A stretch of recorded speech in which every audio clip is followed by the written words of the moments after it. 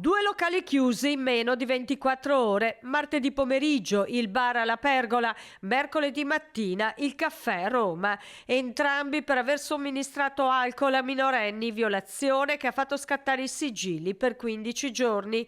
Tolleranza zero tuonano sia le forze dell'ordine che il mondo della politica nel tentativo di arginare un fenomeno, quello dell'abuso di alcol tra i giovanissimi, che sta registrando livelli davvero preoccupanti.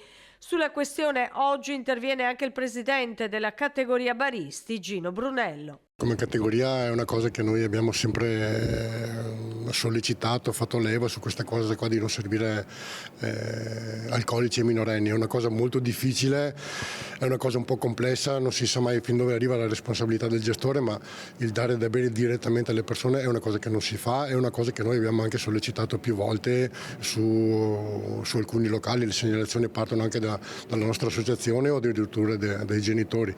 Si cerca sempre di avvisare le persone, poi quando una cosa la si commette più di una volta diventa anche un po' indifendibile. È giusto sanzionare chi non rispetta la legge, spiega Brunello, che aggiunge: non sempre però è facile controllare i ragazzi. Noi chiediamo solamente se sono maggiorenni o minorenni, che chiediamo il documento e dopo se sono minorenni vengono non allontanati dai locali, non gli viene servito da bere e dicono non gli viene dato da bere, però la problematica non è risolta, nel senso che loro trovano da bere probabilmente in qualche locale che glielo danno, ma su questo ho i miei dubbi, come ci sono tante persone che si portano il bere in qualche altra maniera e lo consumano, e lo sappiamo, in zone che non sono nei locali.